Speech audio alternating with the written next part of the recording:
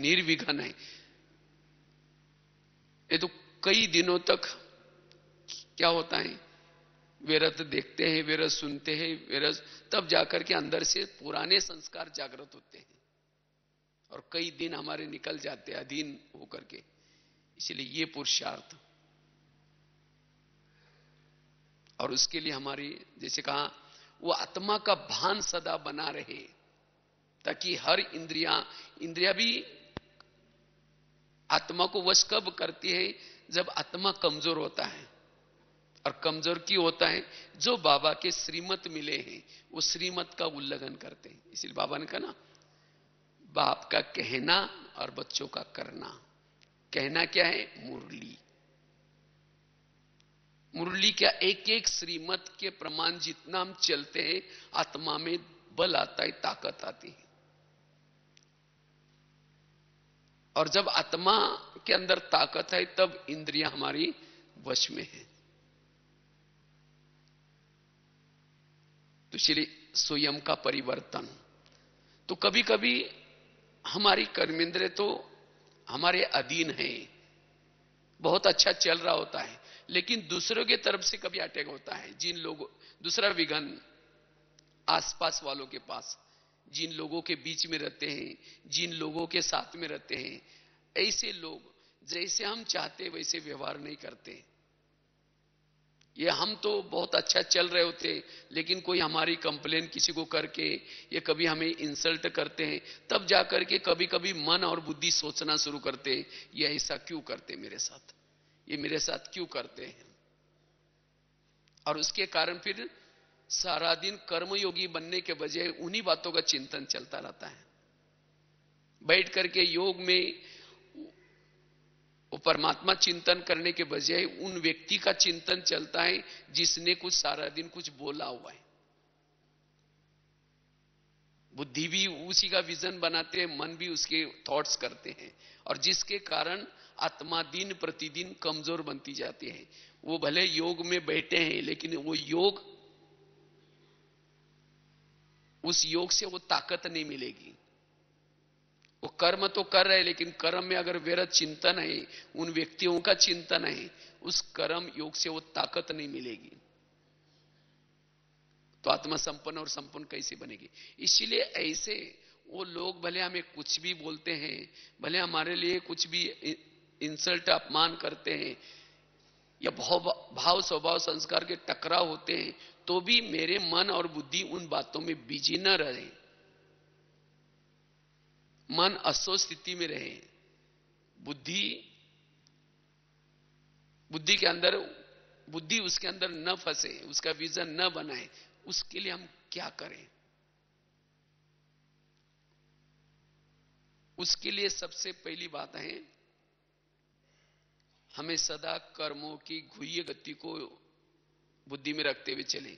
क्योंकि आज हमारे आसपास जितने भी लोग आए हैं, चाहे ऑफिस में है, चाहे संबंध संपर्क में, ये हमारे कई जन्मों के हिसाब किताब को चुक्त करने वाले लोग हैं।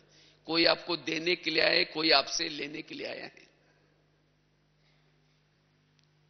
वो आपके साथ ऐसे व्यवहार करते हैं, उसका कोई ना कोई कारण तो होगा ना। टाली कभी एक हाथ से नहीं बसती, टाली के लिए कितना चाहिए? 2 हाथ चाहिए। लेकिन कभी कभी जब हम इन कर्मों को भूल जाते हैं, तब कभी कभी मन कहता है कि ये मेरे साथ ऐसा क्यों करते हैं, ये बुद्धि कहते हैं ये क्यों करते हैं। तब ये इन बातों का चिंतन चलता है। इसीलिए अपने बुद्धि को, मन को समझाना है, हे मन, हे बुद्धि, ये सब मेरे ही कोई कर्मों में, मेरे ही किए हुए कर्मों का प्रतिक्रिया में ये ऐसा कर रहे हैं, इनकी कोई गलती नहीं है। कभी कभी अगर ऐसा कोई व्यवहार करता है, तब कभी कभी हम आश्चर्य खा लेते हैं। ऊपर देख करके बाबा को भी कहेंगे, बाबा आपने भी आंखें बंद किया कि मेरे साथ क्या कर रहे हैं, क्यों कर रहे हैं। और फिर उन्हीं बातों का चिंतन फिर हम औरों को सुनाते हैं, देखो इसने मेरे लिए ऐसा किया, वो मेरे लिए ऐसा करता है, और उनके प्रति फिर भावना बदल देते हैं। आत्मिक भावना के बजाय, स्नेह की भावना के बजाय नफरत पैदा होता है, घृणा पैदा होता है, उनके प्रति वैर पैदा होता है, विरोध पैदा होता है। उनको जो रिगार्ड देना चाहिए वो रिगार्ड नहीं देंगे। क्यों? कहते ये मेरे साथ ठीक नहीं कर रहे। पूरी हमारी वृत्ति उनके लिए निगेटिव बन जाती है, दृष्टिकोण निगेटिव बन जाता है। उनसे किनारा करेंगे, भले साथ में रहते हैं लेकिन कभी ओम शांति करेंगे भी तो भी यहां से ऊपर से करेंगे, दिल से ओम शांति नहीं होगी। तो ये सब घटना उसका कारण है, हम कर्मों को भूल गए हैं। इसीलिए ऐसे विघन में भी निर्विघन रहने के लिए कर्मों की खुई गति को याद रखें। ये दुनिया जो चल रही है कर्मों के आधार से चल रहे हैं, जो कुछ हो रहा है कर्मों के आधार से चल रहा है। इसलिए कोई किसी का दूसरे का दोष नहीं है। इसलिए कर्म गति को याद रखें। दूसरी बात है, ऐसी अगर बातें आती भी हैं, कोई अपमान करे या कोई निंदा करे, उन बातों को, ये बड़ी छोटी छोटी बातें हैं, उन निगेटिव बातों को क्या बना दो? पॉजिटिव। क्योंकि ये बातें आपको भविष्य की तैयारी के लिए है। संगम युग में जो कुछ होता है भविष्य में भक्ति मार्ग के लिए होता है। संगम युग में जो कुछ हो रहा है इसके शास्त्र बनेंगे, गायन पूजन होगा। अगर कोई आपका अपमान भी करता है तो वही व्यक्ति, अपमान करने वाला व्यक्ति, दोपहर में आपके मूर्ति के सामने रोज आकर के गुलाब का फूल चढ़ाने का काम करेगा। तो गुलाब को फूल चाहिए कि नहीं चाहिए? तो जिस दिन किसी ने अपमान किया तो बाबा को कि बाबा आज आपने एक बहुत अच्छा भगत भेजा था, उसने बहुत अच्छा फूल डाल के गया, आपका बहुत बहुत धन्यवाद। उस निगेटिव बात को क्या बना दो? पॉजिटिव। तो ये बातें फिर चिंतन में नहीं चलेगी, उसका मनन नहीं चलेगा, बुद्धि उसमें नहीं जाएगी। अगर किसी ने परचिंतन भी किया, कईयों को दिल में आता है कि मेरा पीठ के पीछे बहुत लोग मेरा परचिंतन करते हैं, और जब उसमें से कोई आकर के सुनाता तो दिल खाता है। कोई बात नहीं, पीठ के पीछे तो बोल रहे ना, पीठ के पीछे मतलब वो लोग आपके तो पीछे है 2-4 कदम, आप तो उनसे भी आगे हैं। तो पीठ के पीछे का सोच करके क्या करना है, और ही आप आगे हैं। इसीलिए बाबा कहते बच्चे इन बातों में जाकर के संगम योग का अनमोल समय व्यर्थ नहीं गवाओ। निगेटिव बातों को क्या बना दो? पॉजिटिव। किसी ने परचिंतन किया तो समझो परचिंतन नहीं किया, मेरा कीर्तन भजन गाया। जो संगम युग में परचिंतन करेंगे आपका पीठ के पीछे, वही लोग भक्ति मार्ग में आपके कीर्तन भजन गाने वाले बनेंगे। अभी तो परचिंतन करके बड़ों की भावना खराब करे, औरों की भावना खराब करे आपके प्रति, लेकिन वही लोग आपके लिए भावना बिठाने का काम करेंगे भक्ति मार्ग में। हे देवी तुम बहुत महान हो, हे देवी तुम तो बहुत अच्छी हो। अच्छी बात है ना, कीर्तन भजन करने वाले भी चाहिए। इसीलिए कभी भी हमें उसका चिंतन नहीं करना है। जब योग में बैठेंगे तो बाबा को, बाबा आज आपने बहुत अच्छी भजन मंडली भेजी थी, उन्होंने मेरा बहुत अच्छे कीर्तन भजन गाया, कल भी किसी को फिर भेज देना। और तो उन बातों का चिंतन नहीं चलेगा, हल्के रहेंगे। ऐसे विघ्नों में भी निर्विघ्न रहेंगे। तीसरी बात है, हमें समर्थ चिंतन करना। यह विघ्न क्यों आता है? जब हम मुरली को हम भूल जाते हैं, सोमानों को भूल जाते हैं, ज्ञान को भूल जाते हैं, तब जाकर के चिंतन चलता है, तब विघ्न आता है। तो इसीलिए सारा दिन हम समर्थ चिंतन करें, कोई ना कोई सोमानों का चिंतन करें। क्योंकि सोमानों का जो चिंतन करता है उसकी बुद्धि बड़ी स्वच्छ होती है, और जिसकी बुद्धि स्वच्छ है, स्वच्छ बुद्धि वाला जिसको भी देखेगा उसको, भले दूसरे आपके लिए कुछ भी बोलते हैं, उनकी भावना कुछ भी है, लेकिन अगर आपकी बुद्धि स्वच्छ है आपको सब अच्छे दिखाई पड़ेंगे, कोई भी खराब दिखाई नहीं पड़ेगा। इसीलिए हमारा चिंतन शुद्ध रहे। हम सवेरे मुरली जो सुनते हैं उसका सारा दिन चिंतन करते रहे। अगर मैली खिड़की है तो बाहर भी कैसा दिखाई पड़ेगा? मैला ही दिखाई पड़ेगा। अगर खुद का ही चिंतन निगेटिव है तो और आपको, कोई हंसेगा तो भी आपको चुभेगा, मेरे को देख करके जरूर हंस रहा है। कोई किसी से बात भी कर रहा है तो लगेगा मेरी बात जरूर कर रहा है। वो सारा दिन शंकाएं, कुशंकाएं, डाउट्स सब कहेगा, ये भी तो ऐसा है, ये भी ऐसा है। उसका ही चिंतन चलेगा। इसीलिए अपना चिंतन को पावरफुल बनाना है, अपने चिंतन को शुद्ध रखना है। जितना खुद जिसका चिंतन शुद्ध है, आपस के विघ्नों में वो निर्विघ्न रह सकता है। पांचवी बात है, चौथी बात है, पहली बताई हमें क्या करना है, निगेटिव बातों को पॉजिटिव लाना है, अपने चिंतन को ठीक करना है। अगर ऐसे विघ्नों में हिसाब किताब कर्मों की घुई गति को पहली बात बताई थी। चौथी बात है, ऐसी बातें जो भी आती है उसमें अपना ही कल्याण, बाबा ने कहा ना 3-4 दिन पहले बाबा की थी मुरली, हर घटना हर एक का चित्र 5000 साल के बाद रिपीट होता है।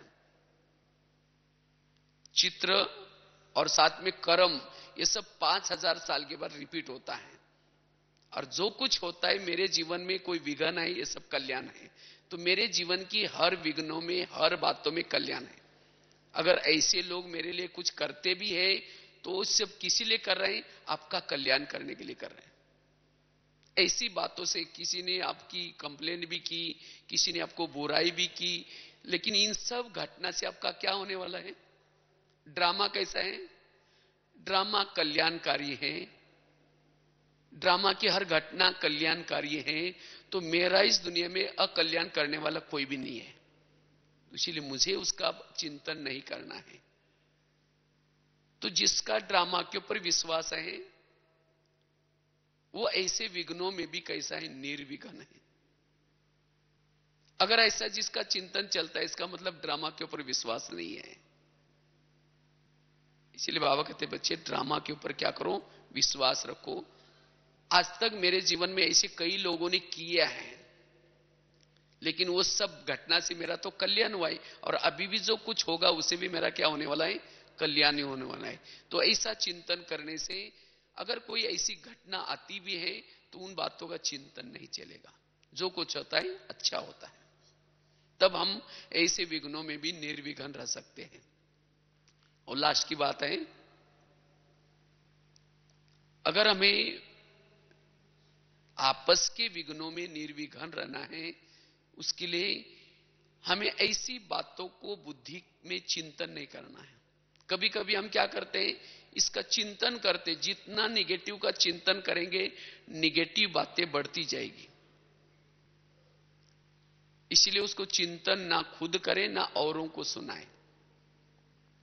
जो सुनाते हैं और चिंतन करते वो बढ़ता जाता है। इसलिए उसको बुद्धि में हमें रखना नहीं है।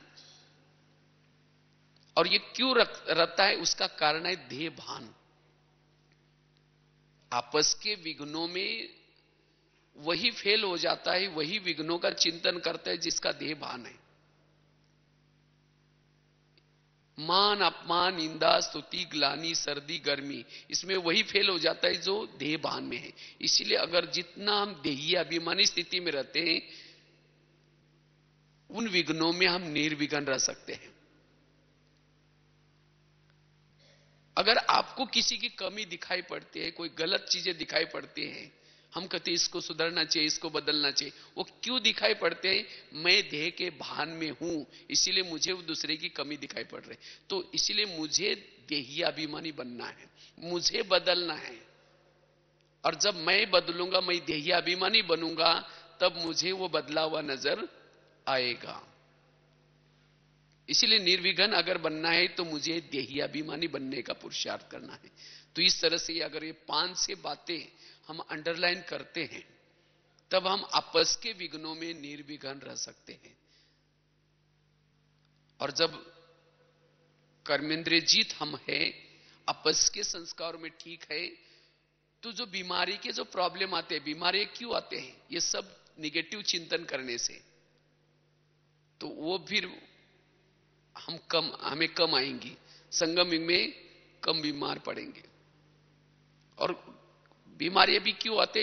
ये भी हमारे विदाई लेने के लिए आ रहे, तो इसलिए उसका भी चिंतन नहीं करना है।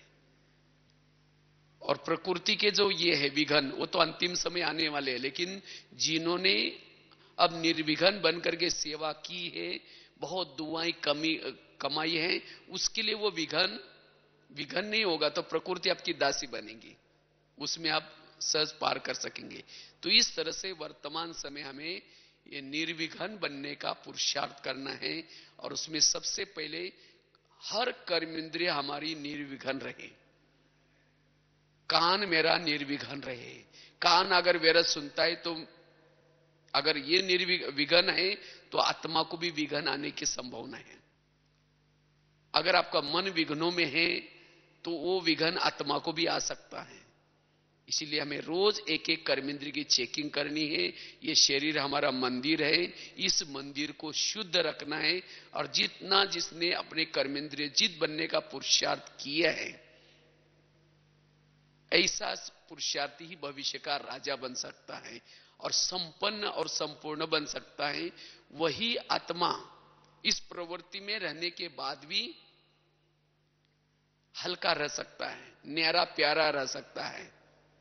इसीलिए हमें ये पुरुषार्थ करना है। और जो इसमें जो निर्विघन है, तो आपस के संस्कारों में भी हम निर्विघन रहेंगे, बीमारियों के अंदर भी निर्विघन रहेंगे, और साथ में प्रकृति में भी। तो वर्तमान समय हमें अपने ऊपर ध्यान देने की जरूरत है, स्वयं की कर्मेंद्रिय का राजा बनने की जरूरत है। आज हम ये कम ध्यान देते अपने ऊपर, हम सारा दिन सामने देखते रहते, वो क्या कर रहे हैं, वो क्या कर रहे हैं, लेकिन अपने आप को अंदर देखना है। और ब्रह्मा बाबा ने ये पुरुषार्थ किया था, और इसी पुरुषार्थ से बाबा ने इतना ऊंचा पद प्राप्त किया, संपन्न और संपूर्ण बने। तो यही लक्ष्य हमें भी लेना है। ठीक है, ओम शांति।